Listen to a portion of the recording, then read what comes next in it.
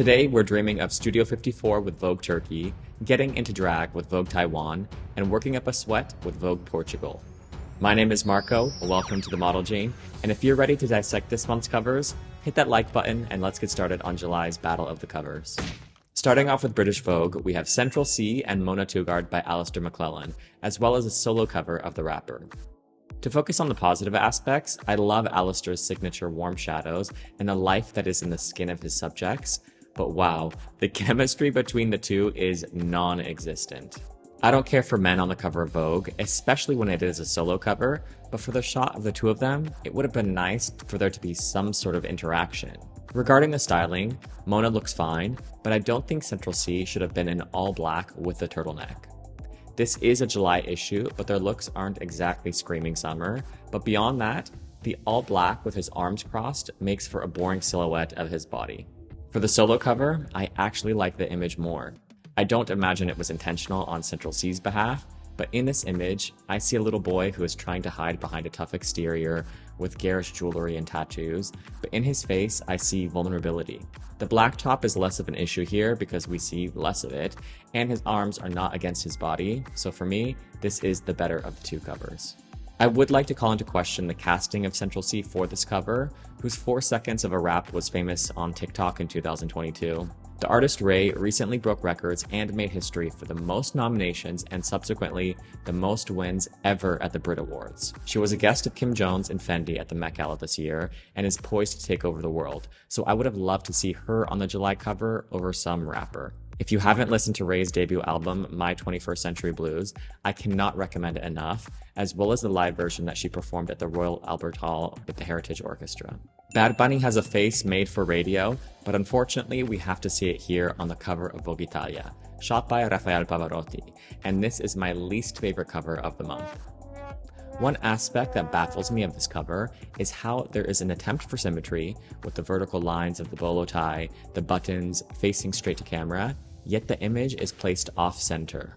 I acknowledge that it is very difficult to photograph someone whose eyes are so close together, paired with his mid-facial prognathism, but Sylvester Mako did a much better job with the angle of the camera for last October's Vanity Fair cover. This 3/4 profile is much nicer on him and should be the go-to when someone is photographing him or someone with a similar face. The 3 covers of Vogue Portugal are my favorite of the Olympic-themed covers across all magazines this year, and I'm struggling to pick which one I like the most. If I had to choose, it would be this one in the swimwear, which has the strongest marriage of fashion and sport, along with the exceptional composition.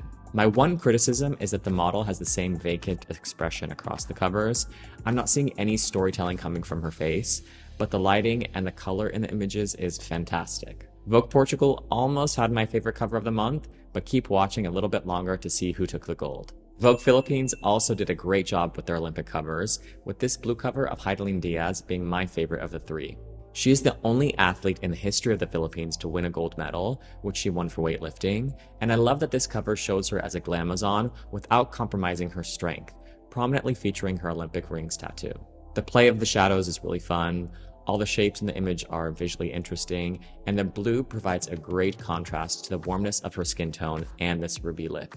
Bianca Bustamante is a Formula One Academy driver, one of the few women in the sport, but this cover is pretty average. Both hands behind the back feels very passive, all the machinery around is feeling busy, and I would have liked to feel more of the heat and speed that the sport is known for.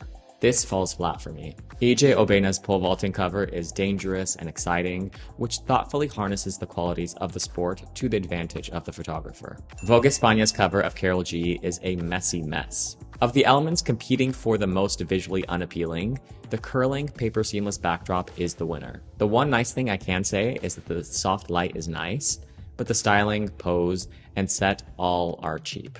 This is a shot on iPhone looking cover. Polish goddess Anja Rubik covers Vogue Turkey's 2 covers, and for me, she is channeling Karen Bjornsson in Halston. I love the bronze tones in the image, the silky textures, very clearly inspired by the 1970s. I've seen Anja many times in Paris during Fashion Week, and her star quality is undeniable. The covers for Vogue Turkey aren't groundbreaking, but she looks beautiful and they are conveying a different kind of summer heat. Vogue Arabia's covers this July are better than what the magazine normally produces, and feature the first Muslim and Arab woman to win Olympic gold back in 1984, and the first Saudi woman to earn direct qualification for the Paris Olympics. Dunya's cover is fine.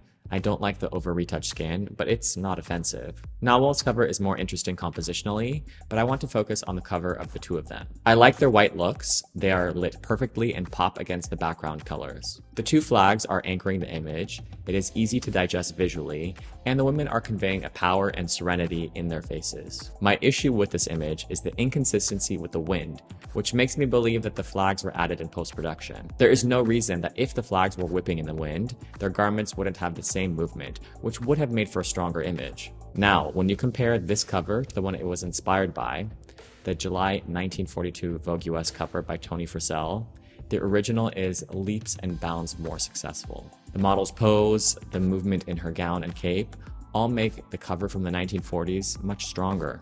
Harper's Bazaar Arabia's covers of makeup superstar Huda Kattan weren't all necessary, but I like best this image where she's applying lipstick. It makes sense thematically. I enjoy the glossy elements that unify the image, and even if this feels more commercial than editorial, it is not a bad cover. Angelina Jolie covers Vogue Japan in his beautiful Issey Miyake look. The structure of the pleated garment lends itself to great photography. It is no wonder that Irving Penn loved collaborating with Issey Miyake, and that interesting construction is still true today. I don't love her expression here. The eyebrow feels too raised, but it is a pretty cover that is identifiably Japan, rather than the cheap-looking white background covers they do a lot of. Nymphia Wind, winner of RuPaul's Drag Race Season 16, is on the cover of Vogue Taiwan. Nymphia spent her season on the show sharing her love for Taiwan, and it is nice to see that love being reciprocated. However, her runway looks on Drag Race were far more interesting than either of these two covers. I think it is best when working with an artist like Nymphia that has such an elevated, specific style of visual communication to let them do what they do best. I think any of these images would have made for cooler covers and better represented her brand. Team Magazine China has 10 covers for their 10th anniversary, and they managed to execute all 10 to such a high standard, they are all competing for my favorite cover of the month. I should start by shouting out the immense talent of the model Zhao Wenju and photographer Du Song. This was a wonderful collaboration. Rather than spending the next 15 minutes gushing over each of the covers, here are my favorite elements from the bunch. Here, I love the movement in the garment and her elevated heel. In this cover, we don't see the model's face, and yet the image manages to keep me engaged. But this is my favorite of all of the covers.